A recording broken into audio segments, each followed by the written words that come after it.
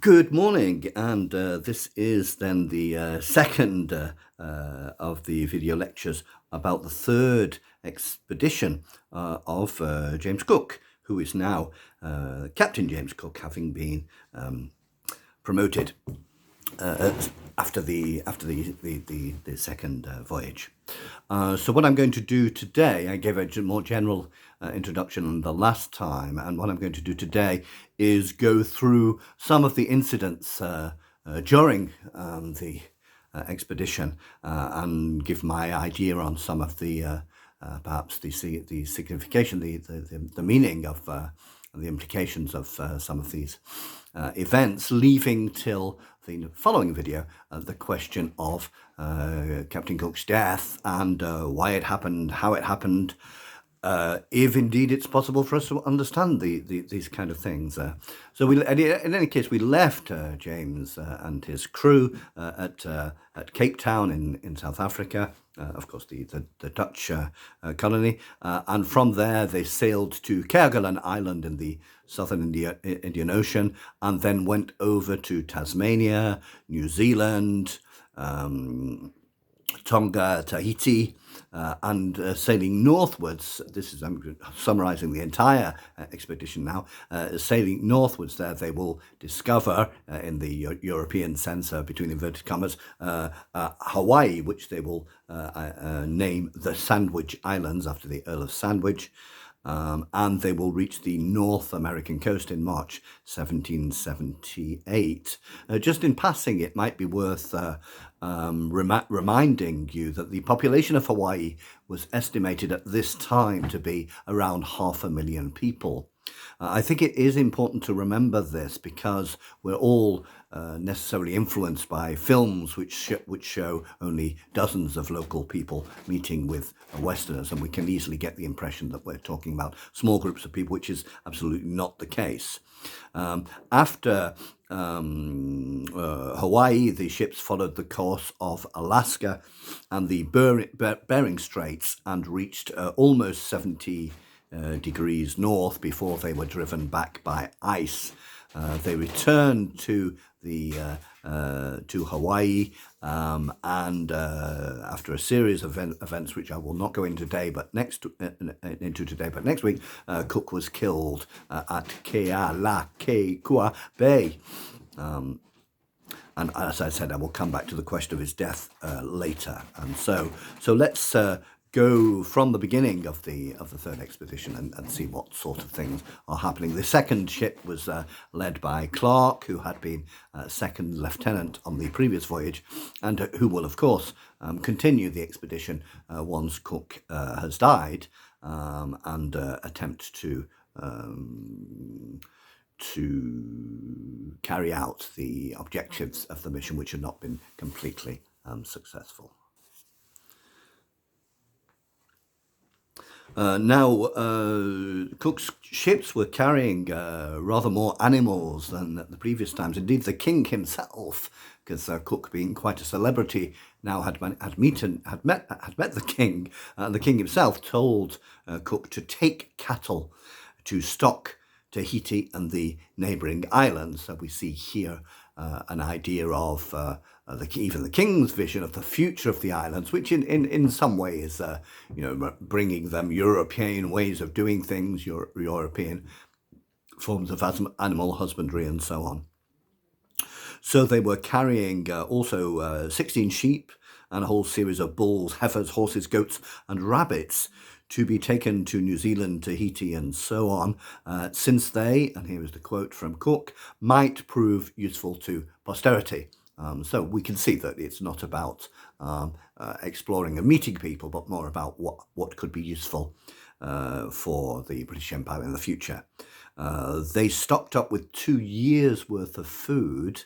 Now, of course, they will be able to get fresh food from time to time, but they're actually still, nevertheless, stocking up with 2 years' worth of food, including an immense amount of dried biscuit and dried bread, which was not necessarily particularly appetizing. They were also stocked up with iron tools and trinkets and warm clothing. Yes, the iron tools, as I explained when I was going on through the first voyage, particularly impressive to local peoples who had not discovered the ways of getting metal out of the grounds. They also carry with them a couple of extremely expensive watches, which, as you remember, are used to calculate longitude.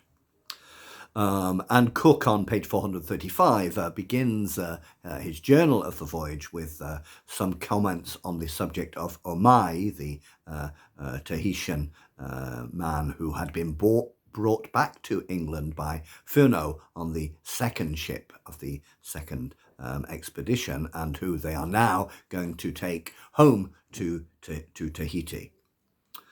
So off they go. Just a little note here: the party of Marines we see included 19 soldiers. So the repressive side of the expedition is quite clear. They very rapidly had problems with the ship because the ship had apparently been badly caulked. There's a caulked, and I must admit I couldn't caulk a ship to save my life, but this is about making it waterproof. And so, in fact, it was leaking, not enough to make it sink, but enough so that, and I quote Cook here, there was hardly a man that could lie dry in his bed. So you can imagine the extremely uncomfortable conditions they were in. Now, this has been a cause of some speculation. There seems little doubt that the third expedition was undertaken with a less well organised preparation, and in particular the repairs and the caulking of the ship had been badly done. And it has been suggested that it seems that Cook did not supervise personally to the same extent as he had in previous voyages, and this has led to speculation about Cook no longer being in a fit psychological or mental state to lead. These questions we will come back to because you will find them frequently in the literature, but they do open up the question of how easy it is for us today to judge the psychological state of an 18th century man from the English elite, where the whole series of values are completely different to what we're familiar with. And certainly I would say that although I wouldn't like to claim that we can't say anything about it, I would certainly be hedging very heavily if I was talking about this. They get to the Kerguelen Islands in the fog and enjoy hunting the penguins and seals. This is, I'm sure they're quite delicious, especially when you've been on dried ship biscuits and salted meats. And they found, at the Kerguelen Islands, they find a bottle with a message from Kerguelen. So who is this? Which was one of their forms of taking possession of the different European nations, was to leave bottles around.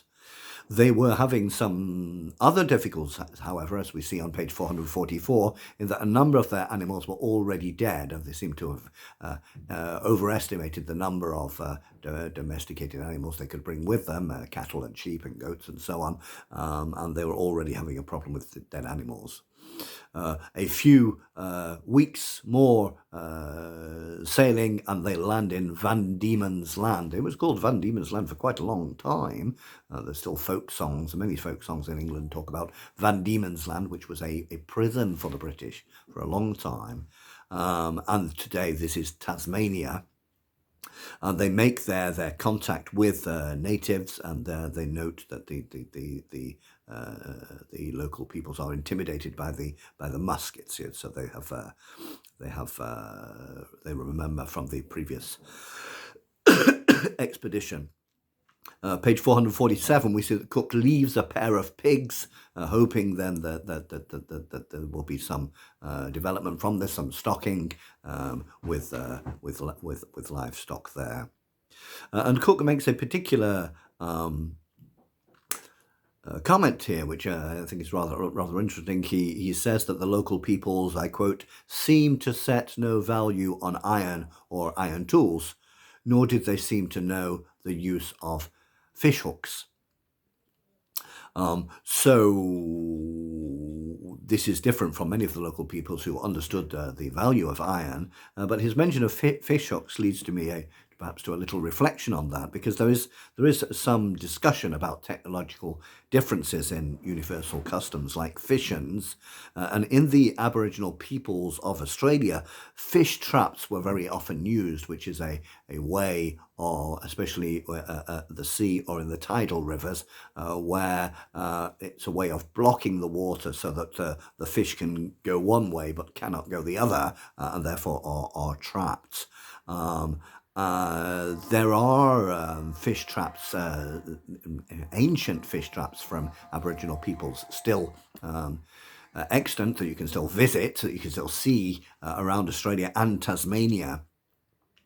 And it seems that this technology travelled around Australia and as far as Tasmania in the last few thousand years, so long, long before Cook, but nevertheless not necessarily tens of thousands of years ago, because I'm sure you remember that the culture of the Aboriginal societies is one of the oldest in the world, if not the oldest, and certainly tens of thousands of years old.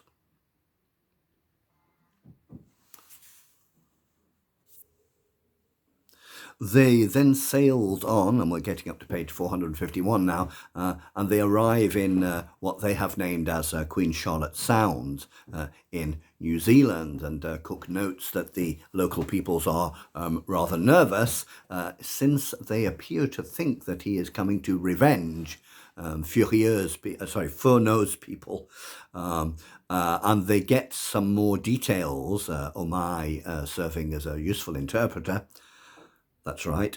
They get some more details of the conflict with the previous ship. Apparently, the Europeans shot 2 people dead and were then all killed by the Maori.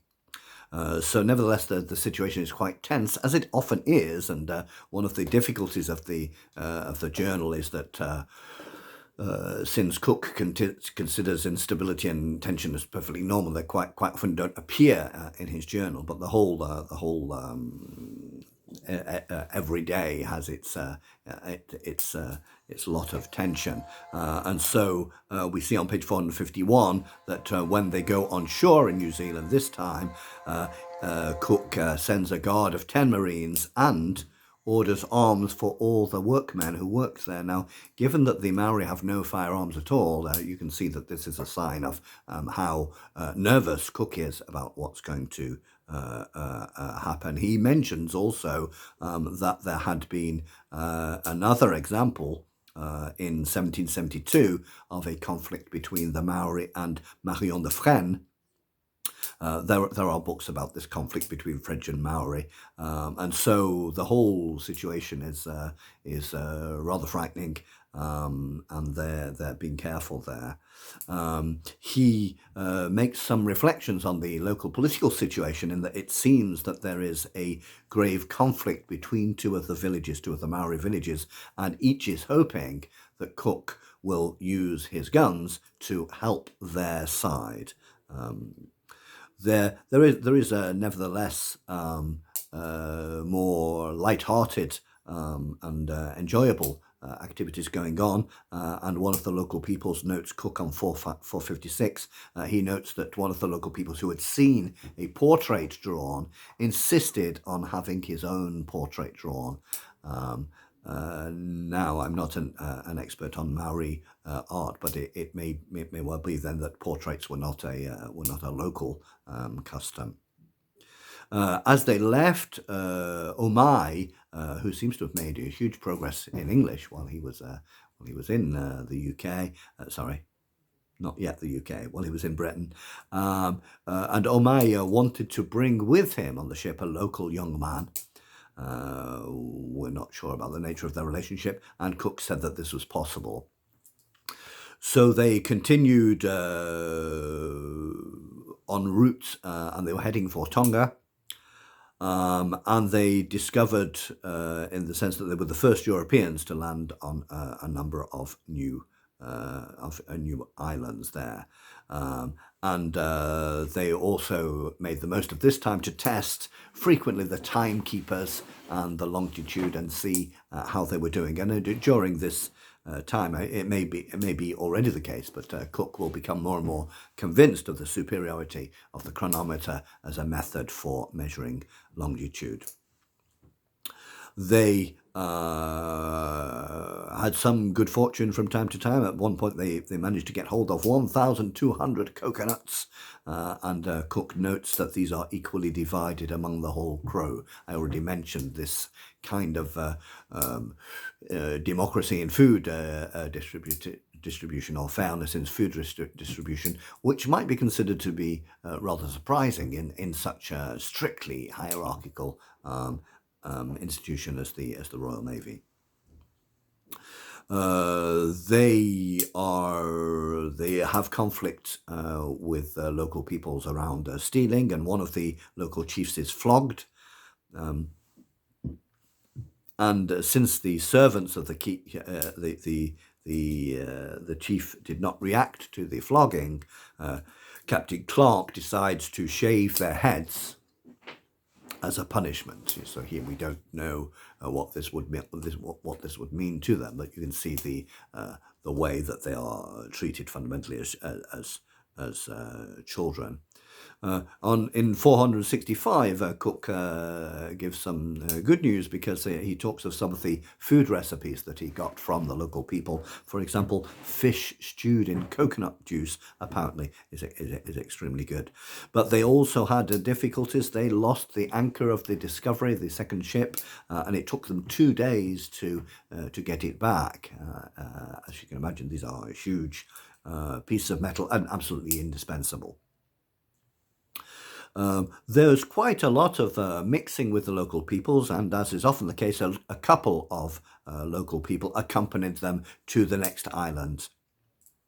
They were entertained by the local peoples, and Cook notes on page 468 that they watched a fighting show.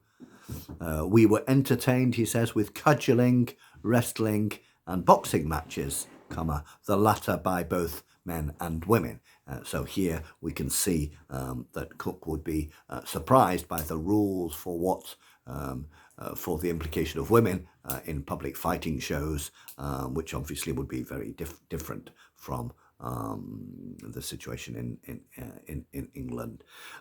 He was very enthusiastic. Cook was very enthusiastic about the entertainment that they were given, and I quote, "It was the opinion of every one of us that such a performance would have met with universal applause in a European theatre, and so far exceeded anything we had done to amuse them." And he notes in particular the sophistication of the dances. In response, Cook impresses the native peoples with a firework display, which we can assume they were absolutely not familiar with.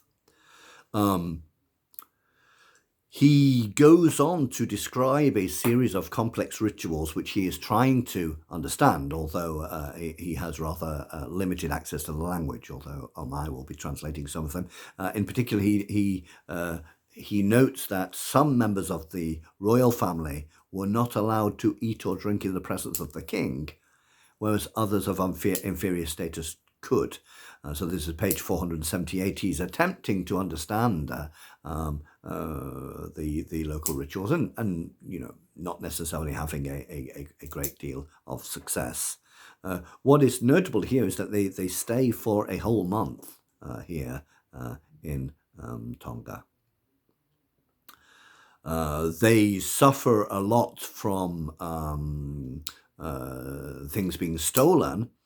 And there's a notable omission here in Cook's journals because he does not generally describe the punishments he meted out to local peoples, but they included cutting people's arms off and ears, as well as heavy flogging. And this is one of the items which has caused debate among historians who attempt to look at the development of Cook's psychological state during the third voyage. I mean, they note especially that he was much more prone to flogging his own men, that he was much more prone to exploding in anger, and then, of course, there were these severe mutilation punishments handed out.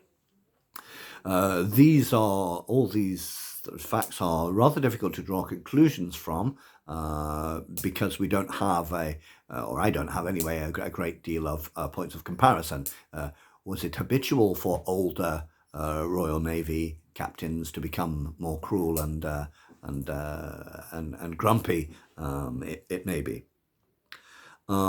Cook continues for some pages to describe from 479 on a big ceremony that lasted days, and he notices that he is told that a whole series of places and activities are taboo, but he does not really feel concerned about this, and he's quite happy to break the taboo.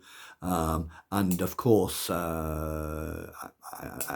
I hope you remember that this is the first use of the word taboo in English. That Cook brings this word back from Tonga. Taboo, which then it then spreads into French, of course. He is obliged to turn down an invitation to attend a funeral ceremony, and he regrets this very much. This is because he has to continue moving, and he regrets this very much because this was going to be a tremendously complex ceremony which would last 5 days, but he has to give this up.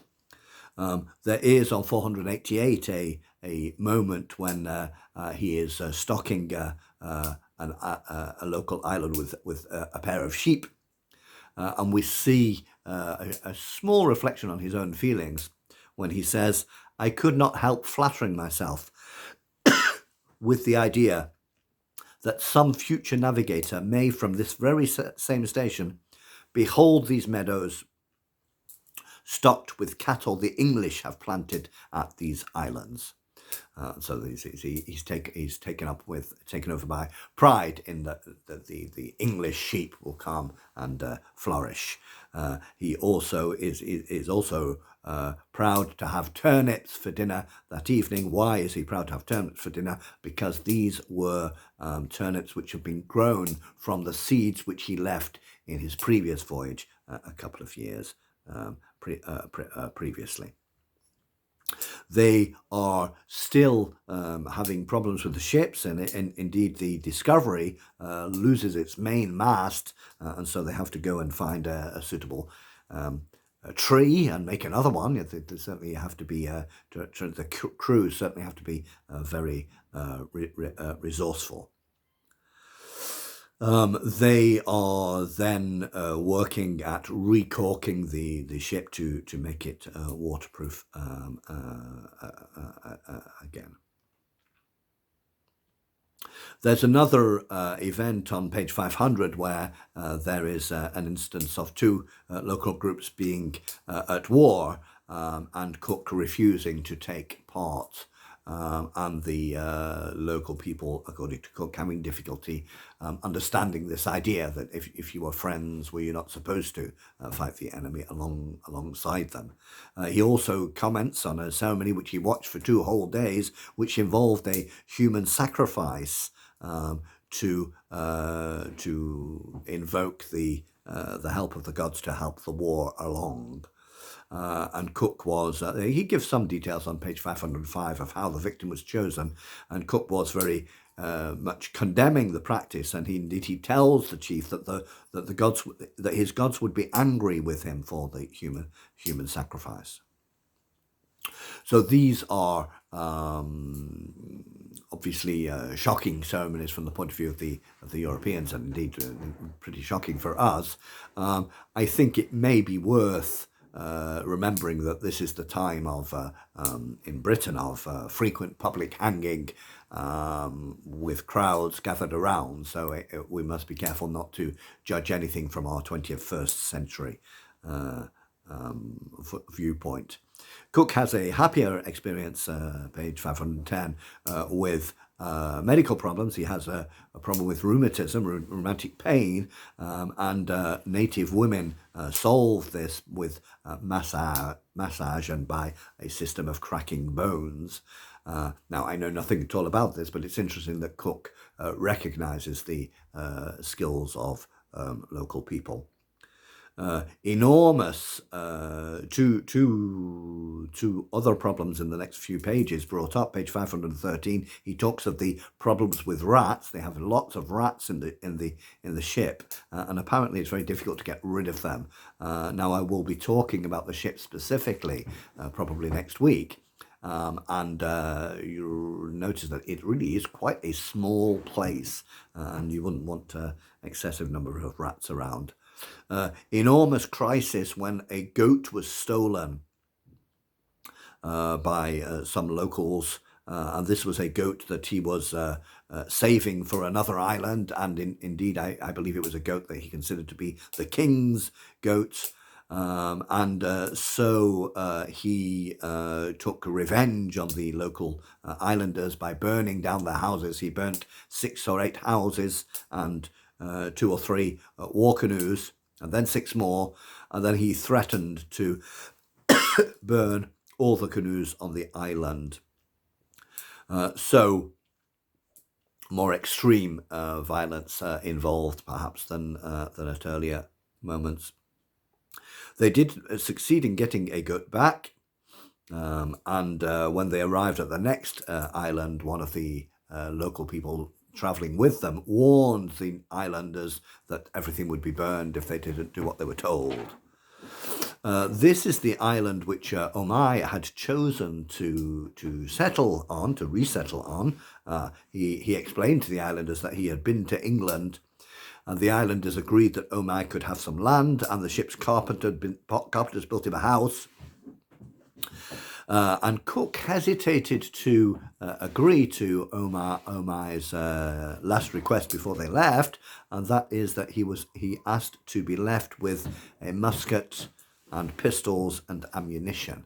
Now, Cook had hesitated because they were in their tradition where they believed that the firearms should be reserved to the Europeans, but Omai insisted and did get what he got what he wanted.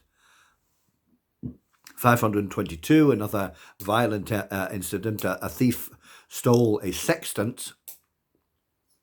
They found him and they got the sextant back, and to quote Cook, he says, "I punished him with greater severity than I had ever done." And in fact, he ordered his ears to be cut off.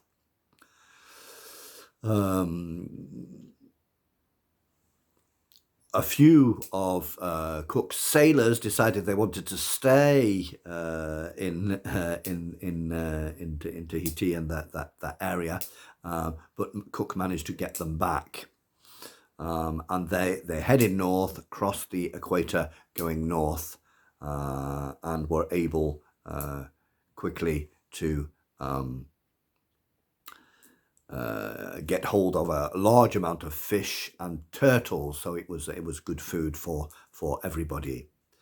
This was an uninhabited island, and so they planted some yams and coconuts and left a bottle with an inscription. And as they had spent their Christmas there, Cook decided to call it Christmas Island. Notice that this is not the island known today as Christmas Island. This island, where Cook was, is known today as Kiritimati, which in fact is a local version of the word Christmas. Didn't necessarily have a fabulous future. Great Britain used the island for a nuclear test, and the islanders suffered from that. Today it is a wildlife sanctuary. In 1856, it was taken over by the United States of America. They met some local peoples who were unarmed and gave them very fine potatoes and roasting pigs. So interesting here then that they're having potatoes. Potatoes, of course, were brought over to Europe recently from a historical point of view, but before Cook. And potatoes were actually domesticated 7 to 10,000 years ago in South America, and wild species are found throughout all the Americas. And if you are interested in the history of potatoes, there are 5,000 varieties of potato worldwide, and 3,000 of them are in the Andes.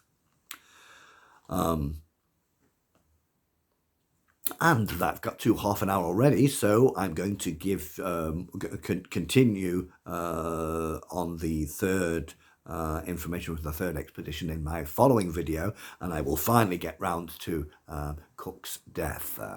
So goodbye for now.